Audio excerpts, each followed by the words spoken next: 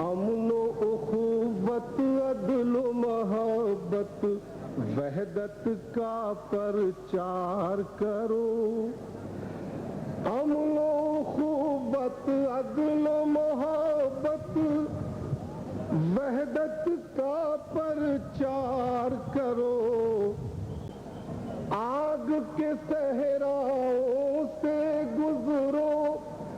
خون کے دریا پار کرو، جو رستہ ہموار نہیں ہے اس کو بھی ہموار کرو، جو رستہ ہموار نہیں ہے اس کو بھی ہموار کرو۔ شعر سنیے کہ دین بھی سچا تم بھی سچے، سچ کا ہی اظہار کرو،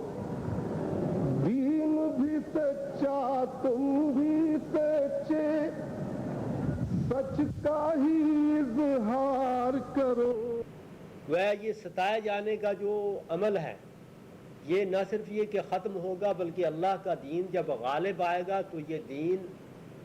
سر تا سر سلامتی اور امن ہے، اور سلامتی اور امن کا پیغام لے کر جب یہ آئے گا، غالب ہوگا، کار فرما ہوگا، تو خدا کی زمین کے وہ حصے جن حصوں تک اس کا اثر و نفوذ ہوگا ان حصوں میں ہر طرف امن و امان قائم ہو جائے گا، اور کسی کو کسی کے ہاتھوں جان مال اور عزت و آبرو کا خطرہ نہیں رہے گا۔ لیکن اس مرحلے تک پہنچنے سے پہلے گویا تمہیں اپنے صبر سے وہ عمارت تعمیر کرنی ہے اسلام کے اس عملی نفاذ کی اور اس کے غلبے۔ تم جس مرحلے سے گزر رہے ہو اس مرحلے سے گزرے بغیر وہ نتائج اگلی نسل تک نہیں پہنچیں گے جس نسل نے وہ پھل دیکھنا ہے اسلام کے غلبے اور اسلام کی کارفرمائی کا، اس حالت میں کہ صنعاء سے حضرموت تک جانے والی تنہا عورت زیور سے لدی پھندی ہوگی اور اسے کوئی پوچھے تک نہیں۔ دوسری بات اللہ تبارک تعالیٰ نے یہ فرمائی کہ اگر میں مدد کرنا چاہوں آج بھی تمہارے موجودہ مظلومیت کے ماحول کے اندر اور حالات کے اندر تو میں تمہاری مدد کر سکتا ہوں، لیکن میرا قاعدہ یہ ہے کہ جب مجھ پر ایمان لانے والے خواہ وہ مٹھی بھر افراد ہوں، گنتی کے افراد ہوں، وہ اپنا جان و مال سب کچھ میری راہ میں نچھاور کرنے کے لیے تیار ہو جاتے ہیں اور اپنا نقد جان و مال لے کر میرے رستے میں نکل آتے ہیں، تو تب میں ان کی مدد کیا کرتا ہوں۔ میری مدد کا جو قانون ہے اور اس سلسلے میں جو میری سنت ہے وہ یہ ہے کہ پہلے اللہ کی راہ میں اپنی جان ہتھیلی پر لے کر نکلنا ہوتا ہے، اس کے بعد مدد کے لیے دعا کرنی ہوتی ہے۔ نبی پاک صلی اللہ علیہ وآلہ وسلم نے جنگ بدر میں مسلمانوں کی وہ جمعیت جو آپ صلی اللہ علیہ وسلم کو 313 کی صورت میں میسر تھی وہ لے کر جب بدر کے میدان میں لا کر اس کو کھڑا کر دیا، پھر اللہ تعالیٰ کے حضور دعا کی کہ اللہ اب تو اپنی اس فتح و نصرت سے نواز جس کا تو نے وعدہ کر رکھا ہے، اور اگر یہ مٹھی پر جماعت آج اگر مٹ گئی تو قیامت تک تیرا نام لینے والا کوئی نہیں ہوگا۔ ایسا نہیں ہوا کہ حضور صلی اللہ علیہ وسلم نے مومنوں سے کہا ہو کہ تم گھروں کے اندر بیٹھو، اطمینان کی فضا میں سانس لو اور میں دعائیں کرتا ہوں۔ آپ اندازہ کیجئے کہ اللہ کے نبی کی دعا سے زیادہ تاثیر کس کی دعا میں تھی، اور اللہ کے نبی سے بڑھ کر اللہ کا وعدہ کس سے زیادہ ہے کہ آپ کی مدد ہر حال میں کی جائے گی۔ لیکن حضور صلی اللہ علیہ وسلم نے دعا اس وقت کی جب دوا کا اہتمام ہو گیا، یعنی وہ تمام وسائل فراہم کر دیے، ذرائع اکٹھے کر کے اللہ کی راہ میں سامنے لا کر رکھ دیے کہ یہ کچھ تھا میرے پاس، اس مکہ اور اس مدینہ کی میری گویا 15 سال کی کمائی، اس دعوت اور امر بالمعروف اور نہی عن المنکر کے فریضے کی، یہ 313 افراد ہیں، اے اللہ ان کو بھی لے کر اور اپنی جان بھی لے کر میں آ گیا ہوں۔ اب تو اگر وہ وعدہ میرے ساتھ پورا نہیں کرے گا تو یہ جماعت مٹ جائے گی، اور اگر یہ مٹ گئی تو پھر قیامت تک تیرا نام لینے والا کوئی نہیں ہوگا۔ یہ اللہ کی سنت ہے کہ اللہ مدد سے تب نوازتا ہے جب مومن اللہ کے راستے میں نکل کھڑا ہوتا ہے. اور ویسے صورت اگر غور کیا جائے تو ضرورت بھی اسی وقت پڑتی ہے. ایک فرد کو ایک طالب علم امتحان دے رہا ہے، اس کو تعلیم میں مدد کی ضرورت یا امتحان میں کسی نوعیت کی مدد کی ضرورت تو تب پڑتی ہے جب وہ امتحان دینے کے لیے نکل کھڑا ہو. اگر اسے امتحان ہی نہیں دینا ہے تو وہ اگر کسی سے مدد مانگ رہا ہو تو یہ دیوانگی ہے اس کی بھی، اور مدد دینے پر کوئی آمادہ ہو جاتا ہے بغیر اس کی کسی ضرورت کے تو اس کو بھی دیوانہ تصور کیا جائے گا. اللہ تبارک تعالیٰ نے انسان کی زندگی کے اندر بھی جو انسان کے اپنے ہاتھوں قوانین بنائے جن کو کہ ہم ٹریڈیشنز یا روایات کہتے ہیں، ان کے اندر بھی اللہ تعالیٰ کی یہ سنت قائم اور برقرار ہے. تو خود اللہ کا یہ قانون قرآن حکیم کے اندر کئی جگہوں پر اللہ تبارک تعالیٰ نے اسے مختلف پیرایوں میں بیان کیا ہے. اور شاید میں نے آپ کے سامنے پچھلے درس میں سورہ الصف کا حوالہ بھی دیا تھا کہ وہاں اللہ تبارک تعالیٰ کا ارشاد ہے کہ اے ایمان والو یا ایھا الذین آمنوا کونوا انصار اللہ کما قال عیسی ابن مریم للحواریین من انصاری الی اللہ، کہ تم اس طرح اللہ کے مددگار بنو جس طرح عیسیٰ علیہ السلام نے اپنے حواریوں سے کہا کہ تم میں سے کون ہے جو میری مدد کرے گا. قال الحواریون نحن انصار اللہ، حواریوں نے کہا کہ ہم ہیں اللہ کے مددگار. اب حواری اس حقیقت کو جانتے تھے کہ عیسیٰ کی مدد کرنا در حقیقت اللہ کی مدد کرنا ہے، کیونکہ عیسیٰ اپنے نفس کے لیے اپنی ذات کے لیے ہماری مدد طلب نہیں کر رہا ہے بلکہ اللہ کے دین کے لیے کر رہا ہے. لہذا عیسیٰ کی مدد کرنا در حقیقت اللہ کی مدد کرنا ہے. اور پھر فرمایا فآمنت طائفۃ من بنی اسرائیل وکفرت طائفہ، اب دو گروہ بن گئے بنی اسرائیل میں سے، ایک گروہ کافر ہو گیا ایک ایمان لے آیا. فأیدنا الذین آمنوا علی عدوہم فاصبحوا ظاہرین. اب جبکہ عیسیٰ علیہ السلام کے حواریوں نے اپنے آپ کو مدد کے لیے پیش کر دیا. حضرت یعنی جو بات میں آپ کے سامنے عرض کر رہا تھا وہ یہ تھی کہ مدد کے سلسلے میں اللہ کا اصول کیا ہے. مدد کے سلسلے میں اللہ کا اصول ہے کہ جب آپ میدان میں کود پڑے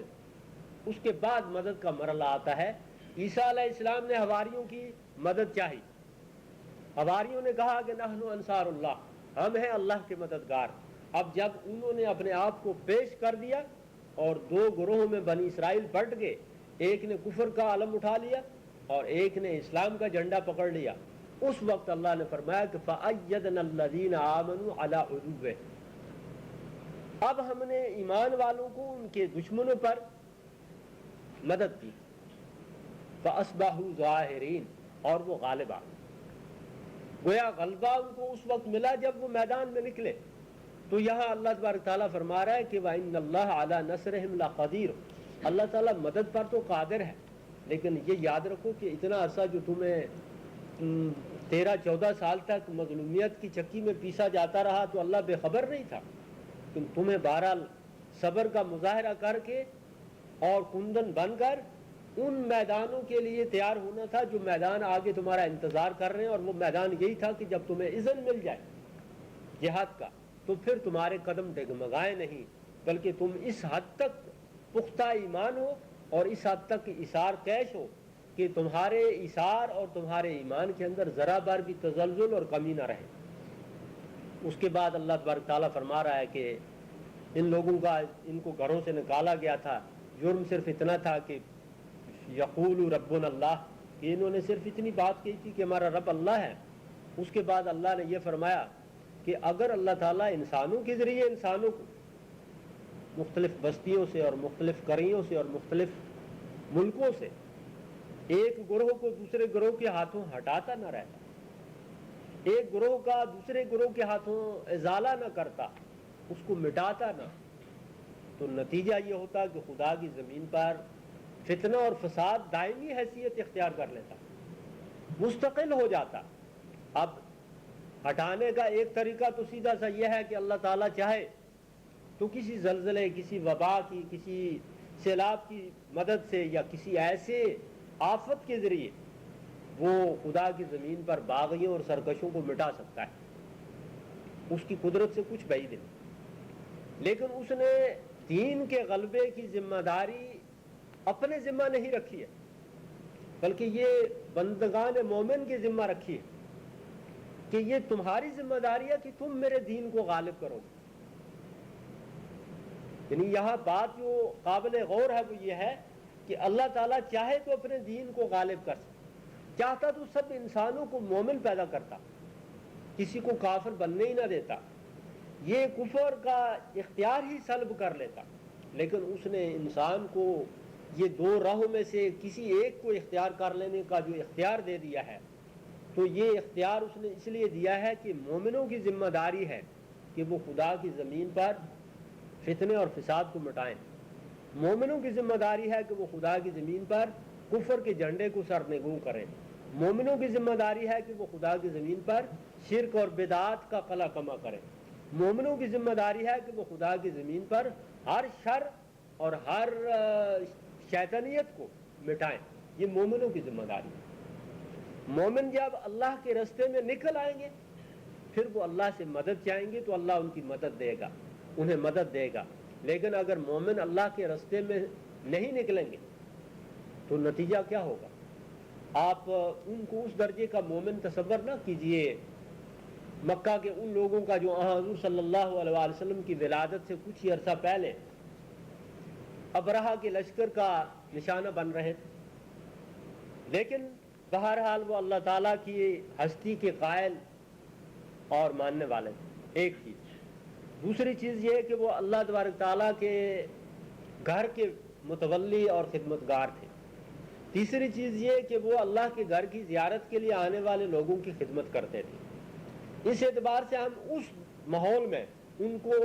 اس درجے کا مومن قرار دیتے ہیں جس درجے کا مومن ان کا اپنا معیار بنا ہوا تھا۔ اب اللہ کے گھر کے مقابلے میں ایک شخص اٹھتا ہے، وہ ایک اور گھر تعمیر کر لیتا ہے، اس کا حسد اور اس کی جو شرارت تھی اسے جب کسی طرح تسکین نہ ملی تو اس نے سوچا کہ اللہ کے گھر کو ڈھا دیا جائے، تو اس کا نتیجہ یہ ہوگا کہ لوگ میرے تعمیر کردہ کعبے کی طرف متوجہ ہو جائیں گے۔ چنانچہ وہ ایک لشکر لے کر نکلا اور مکہ والوں کے گھروں کے قریب پہنچ کر اس نے ان کی بھیڑ بکریاں، ان کے اونٹ، ان کے ریوڑ ہانک لیے پہلے مرحلے میں۔ اب وہ عبد المطلب جو قریشیوں کے سردار ہیں، بنو ہاشم کی شاخ کے سربراہ ہیں، جو کعبۃ اللہ کی کنجی بردار ہیں، انہوں نے سوچا کہ جا کر اس سے درخواست کی جائے کہ ہمارے مال مویشی واپس کر دیے جائیں۔ وہ گئے، ابراہ نے ان کو بڑی عزت اور تکریم سے بٹھایا، جہاں کہیں بھی اس کے خیمے لگے ہوئے تھے وہاں وہ پہنچے عبد المطلب۔ اس نے پوچھا کہ فرمائیے کیسے آنا ہوا؟ انہوں نے کہا کہ اس لیے آیا ہوں کہ میرے خاندان اور میرے قبیلے کے لوگوں کے مال مویشی تمہارا لشکر ہانک کر لے آیا ہے، اور اس لیے آئے ہیں کہ وہ مال مویشی اور ہمارے جو ڈور ڈنگر ہیں وہ ہمیں واپس کر دیے جائیں۔ اس نے کہکا مارا، کہنے لگا کہ عجیب بات ہے کہ میں تو یہ سوچ رہا تھا کہ تم اس لیے آئے ہو کہ یہ جو اللہ کا گھر ہے جسے تم اللہ کا گھر کہتے ہو کہ میں اس پر حملہ آور نہ ہوں، میں یہاں سے لشکر لے کر واپس چلا جاؤں،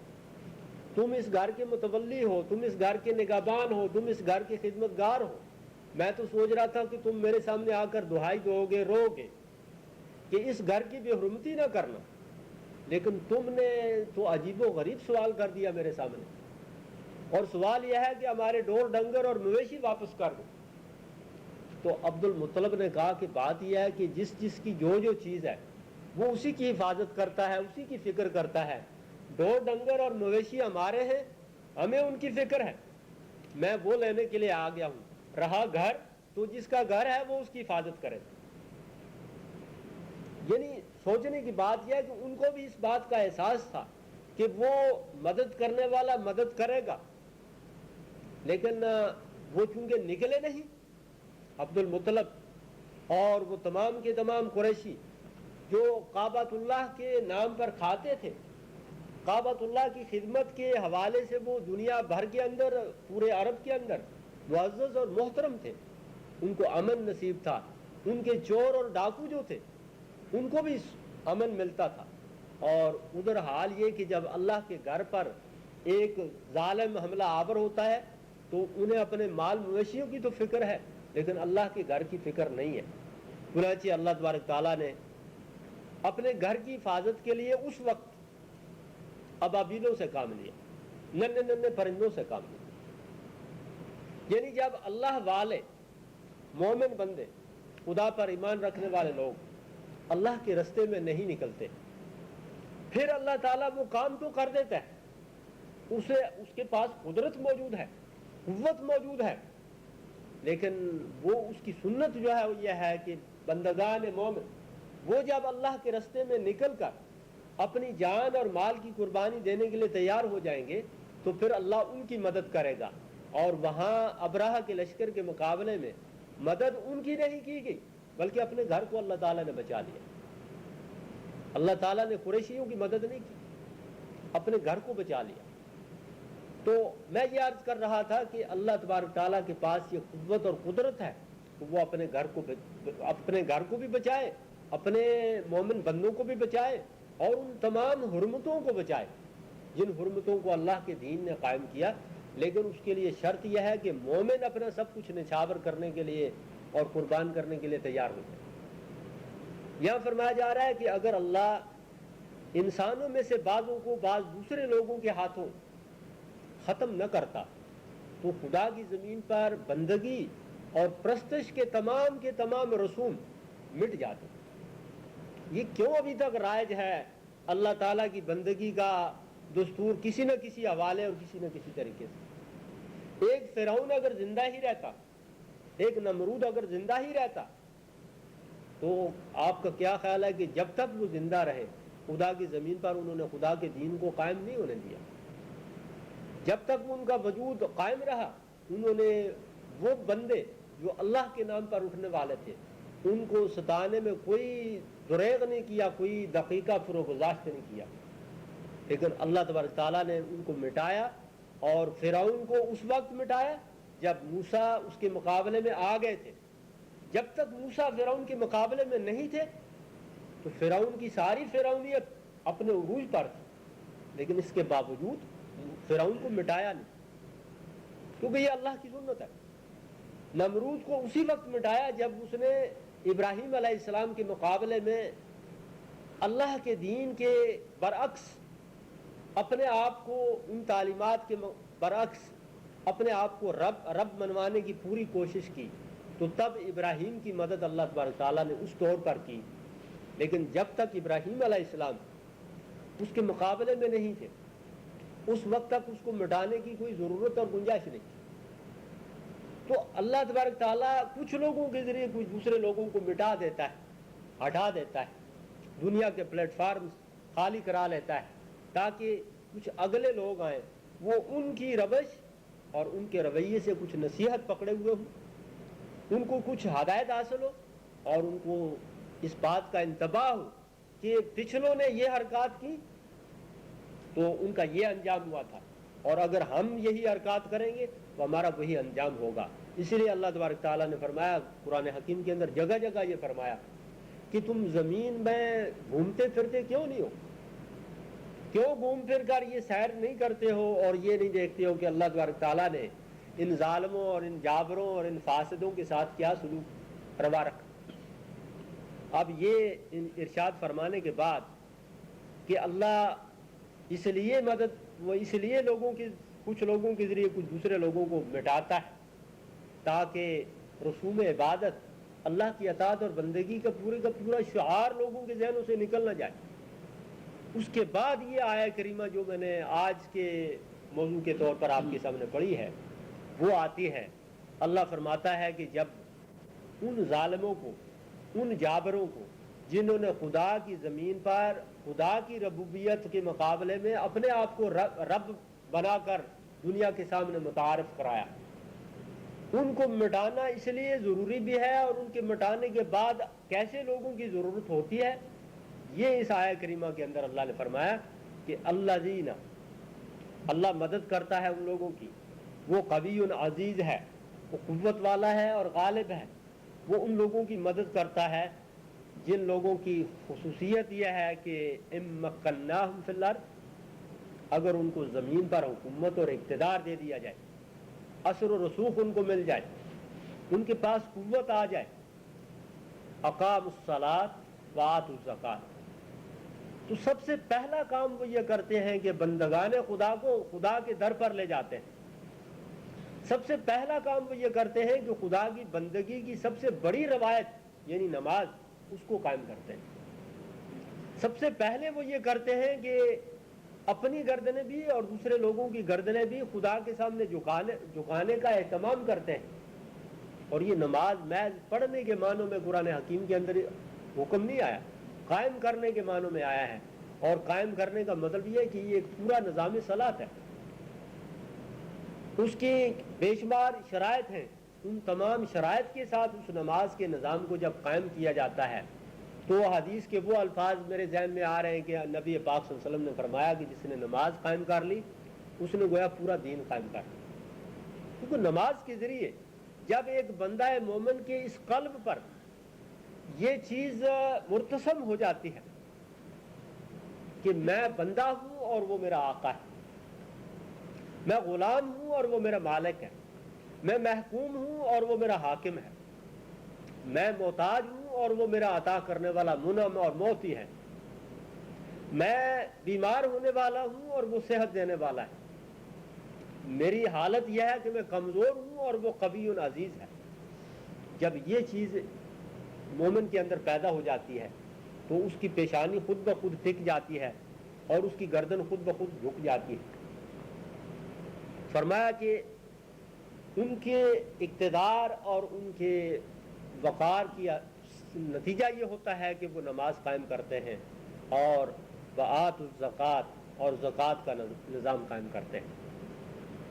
ان دونوں کاموں کے ساتھ ساتھ یہ تو دو ایسے عمل ہیں کہ جو انفرادی ہیں۔ نماز اگرچہ سبھی سے کہا گیا ہے کہ یہ باجماعت پڑھیں، لیکن پھر بھی یہ عمل انفرادی رہتا ہے۔ نماز کے ضمن میں میری نماز کے بارے میں مجھ ہی سے پوچھا جائے گا، آپ میں سے ہر ایک کی نماز کے بارے میں آپ ہی سے پوچھا جائے گا، لیکن اگلا جو فریضہ جس کا ذکر ہو رہا ہے اس کے سلسلے میں آپ حضرات یہ حقیقت ذہن میں رکھیے کہ وہ ایسا فریضہ ہے کہ جس کے بارے میں انفرادی طور پر ہی پرسش نہیں ہوگی بلکہ اجتماعی طور پر پرسش ہوگی۔ وہ ہے کہ وہ یہ کرتے ہیں جب ان کو اقتدار دیا جاتا ہے کہ وَأَمَرُوا بِالْمَعْرُوفِ وَنَهُوا عَنِ الْمُنكَرِ، ان کے پاس قوت ہے، اقتدار ہے، زمین ہے، اس پر ان کا سکہ چلتا ہے، اس پر ان کا ڈنڈا چلتا ہے۔ جب ان کو اتنا قوت اور اقتدار اللہ نے دے دیا تو پھر وہ کیا کرتے ہیں؟ نماز اور زکوٰۃ کے نظام کو قائم کرنے کے بعد اس خطۂ زمین پر جس خطۂ زمین پر ان کو اقتدار حاصل ہے اس پر بدی کو پنپنے نہیں دیتے، شیطانیت کو پھیلنے نہیں دیتے،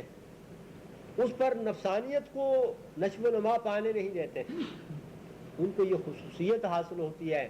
کہ وہ امر بالمعروف کا فریضہ انجام دیتے ہیں، اور یہ وہ فریضہ ہے کہ جس کے بارے میں اللہ تبارک تعالیٰ نے فرمایا کہ پوری امت مسلمہ اس فریضے کو انجام دینے کے لیے برپا کی گئی۔ کنتم خیر امۃ اخرجت للناس تأمرون بالمعروف وتنہون عن المنکر وتؤمنون باللہ، کہ تم ایک بہترین امت ہو، تمہیں اس لیے پیدا کیا گیا ہے کہ تم کھانے پینے اور چرنے چگنے پر ہی اکتفا نہ کرو، بلکہ اخرجت للناس، تمہیں بنی نوع انسانوں کے لیے پیدا کیا گیا، اپنے ہم نفسوں کے لیے پیدا کیا گیا۔ وہ شاعر نے بھی کہا نا کہ یہ انسان اپنے لیے جی لے تو یہ تو کوئی کمال نہیں، درد دل کے واسطے پیدا کیا انسان کو، ورنہ طاعت کے لیے کچھ کم نہ تھے کروبیاں۔ یہ جو فرشتے ہیں اللہ تعالیٰ کی اطاعت اور بندگی کا بہترین وظیفہ انجام دے رہے ہیں۔ انسان کو تو اس لیے پیدا کیا کہ ایک فرشتہ خدا کی اطاعت اور بندگی کا پورا جو اس کی ذمہ کام ہے وہ بجا لا رہا ہے، لیکن دوسرے فرشتے کو وہ یہ نہیں کہتا کہ بھئی تو ذرا نماز پڑھ لے، یہ کام نہ کر، یہ کر۔ ان کو دوسروں سے کوئی سروکار ہی نہیں. ان کا کام ہی ایسا ہے, ان کا نظام ہی ایسا ہے کہ ان میں سے کسی کو کسی سے کوئی سروکار نہیں. یہ انسان ہی کی خاصیت ہے کہ میں اس بات کا محتاج, آپ میں سے ہر ایک اس بات کا محتاج کہ اگر وہ بچہ ہے, معصوم بچہ, تو ماں سے سبق حاصل کرے, کیا کرنا ہے کیا نہیں کرنا ہے, کیا کھانا ہے کیا نہیں کھانا ہے, کیا پینا ہے کیا نہیں پینا ہے, کہاں جانا ہے کہاں نہیں جانا ہے, کیا چیز مفید ہے کیا غیر مفید ہے, کہاں کن لوگوں سے ملنا ہے کن لوگوں سے نہیں ملنا ہے, کون دوست ہے کون دشمن ہے, کس کے ساتھ مل کر اچھائی مل سکتی ہے اور کس کے پاس جا کر برائی کا عادی ہو جاتا ہوں. یہ ساری ہدایات ماں باپ بہن بھائی اعزا و اقارب دیتے ہیں. کیوں دیتے ہیں؟ اس لیے کہ یہ ان کا فریضہ ہے, یہ ان کی ڈیوٹی ہے. ماں اور باپ اس امر کے مامور ہیں اس پر کہ وہ اپنی اولاد کو اس اونچ نیچ سے آگاہ کرے, اور گھر کا جو قوام ہے وہ اس امر کا پابند ہے. اللہ تبارک تعالیٰ نے اسے حکم دیا ہے کہ قو انفسکم و اہلیکم نارا, اپنے آپ کو بھی اور اپنے بال بچوں کو بھی دوزخ کی آگ سے بچانے کا اہتمام کرو. یہ ساری کی ساری باتیں اس امر پر دال ہیں کہ ایک مومن تنہا اپنی زندگی کو سنوار کر اگر وہ یہ سمجھے کہ اس نے تقاضۂ بندگی ادا کر دیا تو یہ پورا نہیں. اب کیا ہے؟ امر بالمعروف اور نہی عن المنکر, یہ وہ فریضہ ہے جس فریضے کو انجام دینا ہے. اور میں نے عرض کیا کہ اس امت کے برپا کیے جانے کی غرض و غایت ہی یہ ہے کہ یہ امت امر بالمعروف اور نہی عن المنکر کا فریضہ انجام دے. اللہ تبارک تعالیٰ نے فرمایا کہ وہ لوگ جو دوسروں کے سامنے ایمان لانے کے بعد اور عمل صالحہ کرنے کے بعد تواصوا بالحق و تواصوا بالصبر کرتے ہیں, وہ لوگ ہیں کہ جو خسارے سے, اس دنیا کے خسارے سے بھی اور اس دنیا کے خسارے سے بھی بچے ہوئے ہیں. قرآن حکیم میں سورہ توبہ میں اللہ نے فرمایا کہ مومن مرد اور مومن عورتیں ایک دوسرے کے گویا ولی دوست ہیں. ان کا کام یہ ہے کہ وہ امر بالمعروف کرتے ہیں اور نہی عن المنکر کرتے ہیں. کافر اور مشرک وہ ایک دوسرے کی ایک تھیلی کے چٹے بٹے ہیں, وہ امر بالمنکر اور نہی عن المعروف کرتے ہیں,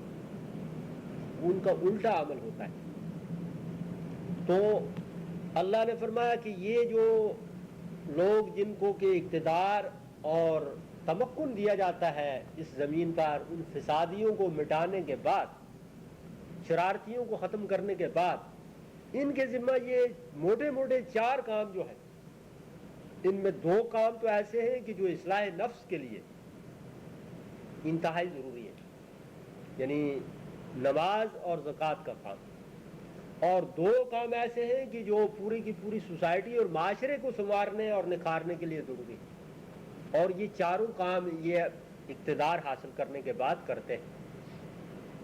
اس لیے ہمارے ہاں یہ غلط فہمی نہیں رہنی چاہیے کہ جب ہم عموماً درس دینے بیٹھتے ہیں, سننے بیٹھتے ہیں, تو کہتے ہیں کہ نماز ہی عبادت نہیں ہے. اس سے بعض اوقات نماز کی تخفیف ہو جاتی ہے. نماز کی اہمیت اتنی زیادہ ہے کہ آپ ذرا دیکھیے کہ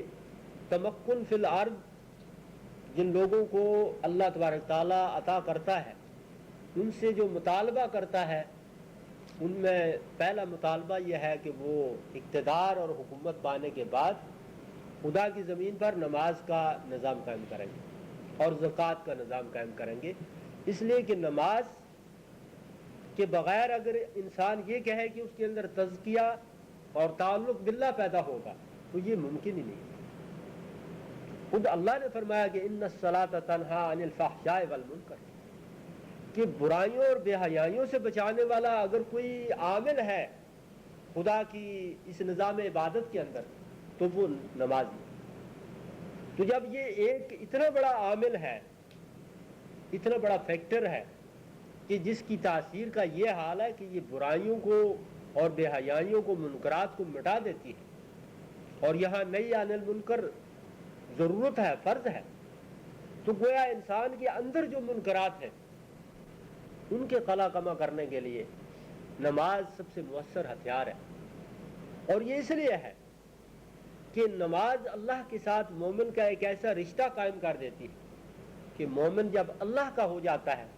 تو پھر اسے کتنی بڑی حیا آتی ہے جب وہ اللہ کی نافرمانی کرتا ہے. 5 وقت وہ اللہ کے در پر حاضر ہو اور پھر نافرمانیاں کر کر کے حاضر ہو. اگر اس کے اندر سے حصے بندگی بالکل مٹ نہیں گئی تو وہ تصور نہیں کر سکتا کہ وہ بے حیائی کا مظاہرہ کر کے بھی، برائی کا مظاہرہ کر کے بھی، منکرات کا ارتکاب کر کے بھی پھر اللہ کے سامنے جائے اور پھر کہے کہ ایاک نعبد و ایاک نستعین، پھر کہے کہ اہدنا الصراط المستقیم صراط الذین انعمت علیہم غیر المغضوب علیہم ولا الضالین. کہ جب مغضوبوں اور ضالین کا رستہ خود اپنا کر ابھی ابھی آیا، وہ سارے کام کر کے ابھی ابھی آیا اور پھر وہ تکرار کر رہا ہے، تو اس کا مطلب ہے کہ یا تو وہ فریب نفس کا شکار ہے یا وہ دوسروں کو فریب دے رہا ہے، اور اللہ کو بھی فریب دینے کی اگر کوشش کر رہا ہے، اگرچہ وہ پاک ہے اس کمزوری سے کہ اس کو کوئی فریب دے، لیکن وہ دھوکہ باز اگر یہ کوشش کر رہا ہے کہ سارے کرتوت کر کے آ کر اللہ کے سامنے اپنے اس زہد و پارسائی کے لبادے کو پیش کرے اور کہے کہ یہ کتنا بے داغ ہے، تو اس کا مطلب یہ ہے کہ وہ اپنے نفسی کو فریب دے رہا ہے. نماز انسان کے نفس کو بالکل اجلا کر دیتی ہے، اور جب یہ نفس جلا پا جاتا ہے تو پھر مومن کے لیے یہ چیز بھی ناگوار ہو جاتی ہے کہ اس مسجد کے اندر اس نے اپنے نفس کو اجالا، تو اس نفس مسجد کے باہر کہیں اور کسی مقام پر وہ شرارتیں اور شر اور شیطانیت اور حیوانیت پروان چڑھ رہی. کیونکہ نبی پاک صلی اللہ علیہ وسلم نے فرمایا کہ پوری کی پوری یہ زمین جو ہے یہ مسجد ہے، خدا کی ساری زمین مسجد کے مصداق ہے. اور جب خدا کی ساری زمین مسجد کے مصداق ہے، جیسے کہ اقبال نے کہا کہ مومنہ را گفت آن سلطان دی مسجد من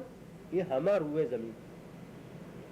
کہ مومنوں سے سلطان دین صلی اللہ علیہ وآلہ وسلم نے فرمایا کہ یہ ساری زمین میری مسجد ہے. اور پھر آگے پتہ نہیں کہتے ہیں کہ از گردش نوح آسما مسجد مومنہ بدست دیگرہ، کہ آج حالت یہ ہو گئی کہ آسمانوں کی گردش نے ہمیں یہ رنگ بھی دکھا دیا کہ مومنوں کی مسجد یعنی یہ خدا کی زمین مسجد مومنہ بدست دیگرہ، مومنوں کی مسجد آج کافروں کے قبضے میں، اور مومن ہے کہ مست ہے اپنی دنیا میں، کھا رہا ہے، پی رہا ہے، کما رہا ہے، عیاشی کر رہا ہے، گھر کے اندر سارے کی سارے آسائشات اس کو میسر ہیں اور وہ اکٹھی کیے چلے جا رہا ہے، اس کو ہر لذت مہیا اور میسر ہے، اور اس کے اندر نہیں کوئی اگر وہ تپش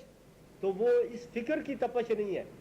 کہ یہ میرے نبی صلی اللہ علیہ وسلم کی مسجد ہے، یہ پورے کے پورے شہر بازار یہ سارے قریے سارے قصبے ساری زمین. اور اگر میں اس مسجد کے اندر یہ گوارا نہیں کرتا ہوں کہ کوئی آدمی آ کر کوئی تنکا بھی گرا جائے، میں جب آتا ہوں تو میں دیکھتا ہوں کہ اس مسجد کے اندر کوئی کچرا کوئی گندگی تو نہیں پڑی ہوئی ہے، اور اگر پڑی ہوئی ہو تو بڑا غصہ آتا ہے. بعض تو اللہ کے نیک بندے ایسے بھی ہیں کہ جو دوسرے نیک بندوں کو یا بد بندوں کو جو اس میں مسجد میں کوئی گندگی پھیلاتے ہیں مارنے کو بھی دوڑ پڑتے ہیں. صحابہ کرام کا بھی ایسا عمل تھا کہ ایک صاحب آئے، انہوں نے مسجد کے اندر پیشاب کر دیا اور صحابہ کرام دوڑے اس کو سزا دینے کے لیے. نبی پاک صلی اللہ علیہ وسلم نے فرمایا کہ نہیں، اس کو پیشاب پورا کرنے میں. اس کے بعد فرمایا کہ اس کو سمجھانا تو الگ بات ہے، آپ اس جگہ کو دھو دو. لیکن مسلمانوں کا جو جذبہ ہے اور کسی جگہ پر وہ ظاہر نہ ہو تو یہ جذبہ جہاد وہاں سامنے آ جاتا ہے کہ کسی کے پاؤں گندے مسجد میں آ گئے تو اس کو لتاڑنا شروع کر دیا. لیکن خود اپنا نفس گندا، خود اپنی ذات گندی، خود اپنا کردار گندا، خود اپنی ساری کی ساری زندگی گندی، اور وہ لیے ہوئے خدا کی زمین پر گھوم رہا ہے اور پرواہی کوئی. خدا کی ساری زمین مسجد ہے. تو اس مسجد کو پاک کرنے کے لیے ضروری ہے کہ ایک مومن اپنے نفس کو پاک کرنے کے بعد امر بالمعروف اور نہی عن المنکر کا فریضہ انجام دینے کے لیے نکل کھڑا ہو، اور وہ اس فریضے کے ذریعے خدا کی زمین میں سے فتنے اور شر کو مٹائے اور امر بالمعروف کوئی ایسی چیز نہیں ہے کہ جس کے سلسلے میں آپ لوگوں سے گزارشیں کرتے پھریں اور التجائیں اور درخواستیں کرتے پھریں، بلکہ امر کا لفظ جو ہے اس کا مطلب ہی حکم ہوتا ہے۔ آمر حکم دینے والا، آمر مطلق جس کے سوا اور کوئی حکم دینے والا نہ ہو۔ ہم اردو میں لفظ آمر ان ڈکٹیٹروں کو کہتے ہیں کہ جن کی مرضی مکمل طور پر چلتی ہے، جن کا ڈنڈا مکمل طور پر چلتا ہے۔ اب ایک آمر بالمعروف، معروف کا حکم دینے والا جا کر لوگوں سے گزارشیں نہیں کرے گا کہ مہربانی کر کے یہ شر اور شرارت جو ہے ختم کر دو، بلکہ نبی پاک صلی اللہ علیہ وسلم کے ان ارشادات کی روشنی میں کہ جب تم میں سے کوئی کسی برائی کو دیکھے تو قوت سے اس کو مٹائے، اور اگر اس کے اندر قوت نہ ہو تو زبان سے اس کے خلاف کلمہ حق بلند کرے، اور اگر اتنی بھی طاقت نہ ہو تو کم از کم دل میں تو برا محسوس کرے۔ اور آپ صلی اللہ علیہ وسلم نے فرمایا کہ دل میں برا محسوس کرنا ایمان کا آخری درجہ ہے۔ اب اس سے اندازہ کیجئے کہ امر بالمعروف اور نہی عن المنکر کا فریضہ کتنا اہم ہے اللہ کی نگاہ میں اور اللہ کے نبی صلی اللہ علیہ وسلم کی نگاہ۔ فرمایا کہ ان کو جب تمکن دیا جاتا ہے، ان لوگوں کو ان لوگوں کو ہٹا کر جو خدا کی زمین پر رسوم عبادات کو مٹانے کے لیے آئے ہوئے ہوتے ہیں، ان کے ذریعے، مومنوں کے ذریعے جب ان کا قلع کما ہو جاتا ہے تو مومنوں کو تمکن ملتا ہے۔ تو جب ان کو تمکن مل جاتا ہے تو وہ دو کام ایسے کرتے ہیں جن سے مقصد ان کا تزکیہ نفس اور فیض رسانی عامہ ہوتی ہے، اور دو کام ایسے ہیں جن کے ذریعے خدا کی اس زمین کو اور اللہ کے نبی کی مسجد کو، پوری زمین کو پاک کرنے کے لیے، صاف کرنے کے لیے، اس کو بالکل برائیوں سے دھو دینے کے لیے وہ اپنے اس اقتدار اور اس اختیار کو استعمال کرتے ہیں۔ یہاں جو چیز غور کرنے کے قابل ہے وہ ہے کہ تمکن کے بعد ان کو تمکن جب مل جاتا ہے تو پھر وہ امر بالمعروف اور نہی عن المنکر کرتے ہیں۔ تو جب تمکن مل جاتا ہے، اگر ایک آدمی کو کرسی صدارت پر بٹھا دیا جائے، وزارت عظمیٰ کی پگڑی ان کے سر، دستار باندھ دی جائے ان کے سر پر، اور پھر وہ جا کر ٹیلی ویژن والوں کو یا ریڈیو والوں کو یا اخبار والوں کو جا کر کہیں کہ ذرا مہربانی کر کے